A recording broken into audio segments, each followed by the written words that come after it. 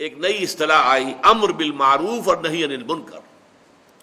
یہ اصطلاح پھر قرآن مجید میں بکثرت آئی ہے، 10 مرتبہ آئی ہے.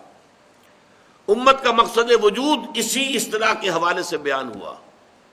کنتم خیر امت اخرجت للناس تأمرون بالمعروف وتنہون عن المنکر وتؤمنون باللہ. ان 4 اسباق کا فائدہ یہ ہے کہ قرآن مجید کی بیسک ٹرمینالوجی سے یہاں انسان واقف ہو جاتا ہے. سورہ آل عمران کی آیت نمبر 110 میں نے ابھی آپ کو سنائی، کنتم خیر امت اخرجت للناس، اے مسلمانوں اب تم وہ بہترین امت ہو گئے ہو جو لوگوں کے لیے برپا کیے گئے ہو.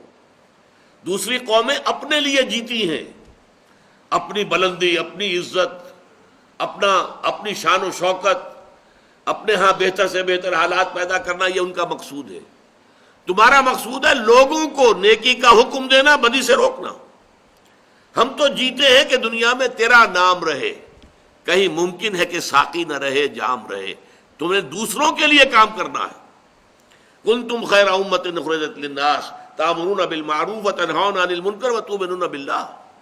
اور اگر پوری امت بھول جائے اپنے سبق کو تو کچھ لوگ تو ہوش میں آئیں، جاگیں، مل جل کر ایک امہ ودن امہ، بڑی امت کے اندر چھوٹی امت بن جائیں.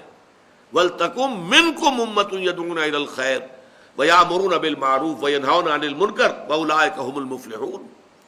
تم میں سے ایک امت تو ایسی ہونی ہی چاہیے جن کے کام ہی صرف 3 ہوں: خیر کی دعوت دینا، نیکی کا حکم دینا، بدی سے روکنا.